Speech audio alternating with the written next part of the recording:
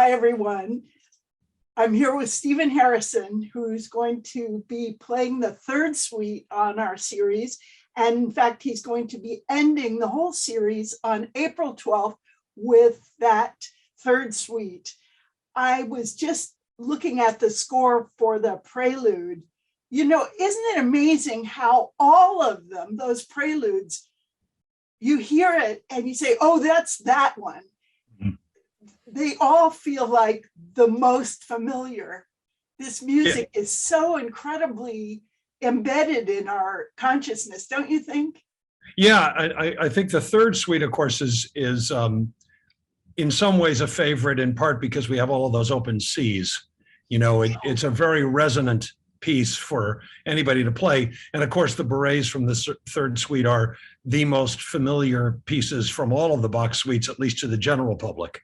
And so there is a spirit to each one of these pieces that is so unique, despite the incredibly narrow confines that Bach was working with. I mean, by that, I mean, he had these compositional forms that he was working with, and yet somehow was able to take those same Baroque forms that Vivaldi used and Corelli used and make it sound so individual that they're just remarkable pieces for that. And they're like a lifetime, you spend your entire lives looking at them and rethinking them and imagining them. And yeah. Yeah, that's one of the things I'm really fascinated by, is that we have artists on this series in various stages of their careers and their musical lives, and how much the suites have kind of been a through line for cellists. You know, that's right, and evolved for us. I mean, I still remember 40 years ago when Anner Bylsma became sort of when made us rethink Bach suites completely, when a friend of mine, I remember this because I was playing in the Handel and Haydn Society in Boston, and he had spoken about going to a master class that Bylsma had given, and the cellist, the student cellist, played as cellists will, da da da dee da dee da dee da da dee da, you know, the usual grand gesture, filling an imaginary church, right? I mean, it is interesting that almost every video you see of the Bach suites takes place in a church somewhere, right? You have Misha Maisky's in a church, Rostropovich in a church, Tortelier in a church, Casals in a church, right? They're all in a church. I don't know how Bach would have felt about that. This was secular music, but anyway, it's all in a church. So we automatically, when we think about Bach, we think about it in this sort of reverent way. And Bylsma said at the master class, I was told, I wasn't there, that why not da dee da dee da dee da dee da da dee da? Why does it have to be this grand gesture, you know? And that, of course, made everybody go, what? What kind of apocryphal message is that to everybody who's playing Bach? But it's interesting that so much of what we do, I mean, obviously every composer has gone through this metamorphosis. I mean, you hear a Beethoven quartet played by a young quartet today versus a great quartet in the 60s. It's a completely different aesthetic. Probably mostly because of what we have learned about performance practice. Right. The popularization of performance practice, the idea that A's are not all, I mean, Yo-Yo Ma's recorded it 3 different times now. And his second recording, the A is low. I mean, it was almost, first recording was sort of more traditional, maybe fast, but more in the traditional sense of what Bach suites were when he recorded them. And then he had sort of this, maybe he looked into it, delved into it, started listening more, you know, he's an inquiring mind. And then his second one, you go and you listen to it and the A is low. And the performance practice has been embedded into his style. Yeah. And now he's done a third one, which is sort of like a reflection on what matters to him now, yeah. Isn't that fantastic? It is. It's that it can speak to you at every different point in your life. It can speak to you in different ways. Yeah. And it's amazing. I mean, when I studied the third suite with Margaret Rowell, she said, "Oh, you should get the latest edition. The latest edition is the Pierre Fournier edition on International, right?" And Pierre Fournier in those days, I don't know if you remember, some of us will remember, that Deutsche Grammophon had a special label for early music, which was called Archive. Oh, yes, of course. You remember? Yes. And Fournier was the featured cellist in the Bach suites on the Archive label. Wow. Which if you actually look at those editions, which are marvelous representations of a particular way of looking at the music in that time, and you even look at videos, there are videos of Fournier playing the third suite, you realize that I think if there were an early music label now, that would be not the one you would choose. So it's been a lot, it's a lot of fun to think about why editors do what they do, why cellists play as they play, and how can we get our individual ideas in there without all of the mechanical issues, which are many, involved in actually being able to play the suites with any kind of attention to the music, without attention to your own stamina and all the other aspects of playing the instrument. So right, exactly. And I know that these are, some of the pieces were used as Suzuki exercises, and you know, so even amateurs and kids can have access to the music, but to be able to have what I'm excited about, having professional artists with this perspective on pieces that, you know, they do have that level of facility with, but that still strike a person, no matter what your stage of life or your professional journey, they strike a person as these never-ending explorations that kind of keep you an amateur at heart. Right, exactly. No, you're always, you know, I've often said this to friends that my wife and I, Susan and I, have coached for years at the SoCal Chamber Music amateur workshop down at Scripps College. And one of the things I love about going to that workshop every year is it's a renewal of my faith in what I'm doing. That's the most important part of it for me. Yeah, I can help people figure out how to play Beethoven quartet and all that, but for me, it's purely selfish, because what it does is remind me, yeah, despite the challenges that classical music is facing in this country, and they are many, that there are still people who absolutely live for this music in much the same way I do. Of course, I'm doing it as a job in many ways, but it reminds me that there's a purity about loving the music without any mercenary impulse at all that we have to keep reminding ourselves about, because that is why we are in this. And Bach is a great way to remind yourself of that. I mean, I'm teaching these suites on a regular basis to my students, right? I have, as a matter of fact, in a couple of weeks, I have a little recital at Stanford where 3 or 4 of the cellists will be playing different movements from the Bach suites. And they all come with their varying backgrounds, the teachers that they had.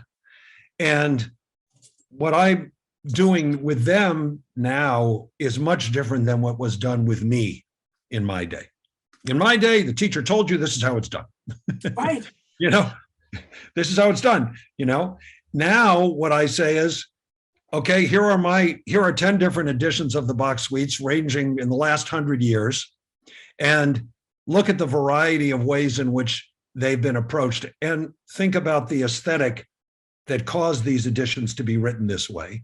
Yeah. And maybe you'll find your way of trying to do it. And here are some options, and we can try this, and you've tried that, and I appreciate your effort. That didn't work. Let's try that. You know, there's so many ways to go about it.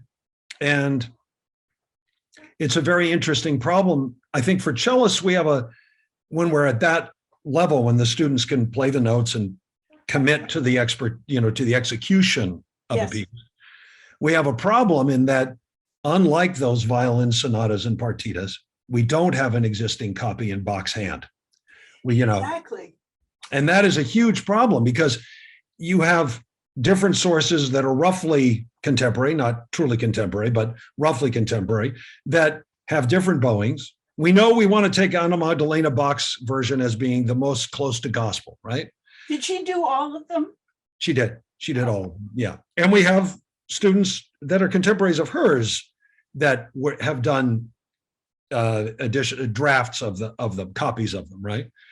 But then we sort of have to put our minds in the idea of what was it like to copy a piece of music out in those days by candlelight with ink blotters. And would you really want to fix that slur? What a pain in the butt. Right, What a pain that would have been. And it wasn't like an eraser, Yeah, exactly. You have to start over. Plus, right. one just imagines that if they were cellists or, cared about the music enough to get to that level of depth, that they would have an agenda about, well, he must mean that. Right. Right. And of course, later editions took great liberty with that. Right. I mean, there's an article in the Strad magazine from last month that talks about the ending of the D minor suite prelude, where those chords, where those dotted half note chords are, which always strike every player as what? Why? After playing all of those 16th notes, I have to sustain these chords for 3 beat, and instead, what this particular author, Mats Lindstrom, says, which I think makes a lot of sense, is if you look at the sources, the not Anna Magdalena Bach source, but one of the contemporary sources, has a pair of hatchet lines in the stems of those half notes, suggesting that 16th notes continue. Exactly, that they're cadenzas. Right, that it's essentially continue the pattern. Or Bylsma thinks of them as an opportunity for improvisation. And now, what we all learned, this idea of stopping on the dominant 7th chord and then going, okay, now my technique is completely different. Now I have to sustain these chords and create a line in these dotted half notes, which is unlike any of the other suites, right? All the other preludes have very almost motorific subdivisions. The first suite. The second suite, less so, but it does have it because it's a little more improvisatory, but their 16th notes prevail. Fourth suite, all 8th notes, for that entire first page and a half. The sixth suite, all those triplets, right? The fifth suite is a different beast because the French overture and all that. But why would he all of a sudden do this at the end of the D minor suite? It makes a lot of sense, the idea of thinking of it either as an improvisation or as an arpeggiated 16th note figure that continues. The guy who wrote the article said, well, paper was expensive, ink was expensive. Maybe it's just a shorthand. Yeah, exactly, because people would have, it's in the style, you just play. Exactly. They would have known a lot. Why are there no dynamics in Bach suites? He anticipated you'd figure it out. Right? All that stuff is so fascinating. It is. And it really gives a window into how an artist can come to terms with those performance questions and musical questions that just pop out from the page. Right. But as I say, and I would say this to all of the amateurs who are any cellist who is working on these pieces, you may not come up with the perfect solution to the Bach suites, as if such a thing existed, but you should come up with a solution. I have students who like to think that in the moment they will have a revelation of a performance where they will figure out an interpretation or a dynamic whatever. And I say, that's what we call doe in headlights performance. You get in front of the audience and you think something's going to come, and I'll tell you what's going to come.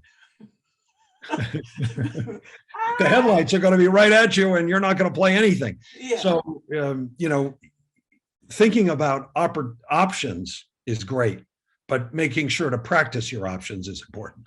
Right. And you mentioned earlier about the recordings are all done in a church.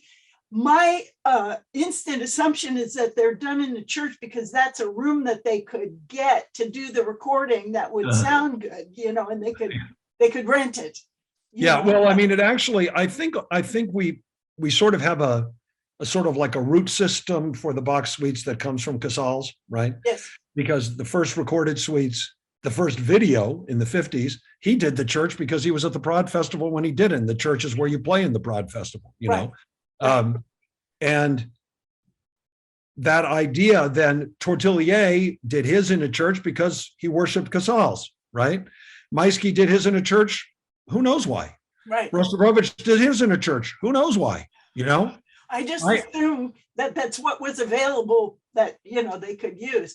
But for me, the biggest issue about that is, as you point out, do you play it to fill the space? Mhm. Is that actually the way you want to play it, or is that a response to the environment? And those are exactly the same kind of musical questions if you're in a concert hall or in a salon or in your, It's fair to say Bach never heard it in a concert hall. There were no concert halls, right? Exactly. So he would likely heard it either in an aristocratic chamber or maybe a church, but I got my doubts. Yeah, I think I got my doubts. They're so personal. Yeah, and there's no reason to put them on a service. He had to write a cantata every week. There's no reason to do that. So for me, when you do the church thing, there goes the humor. Huh. How are you going to do the bourrée? How are you going to do the courant from the fourth suite in a church? Wow.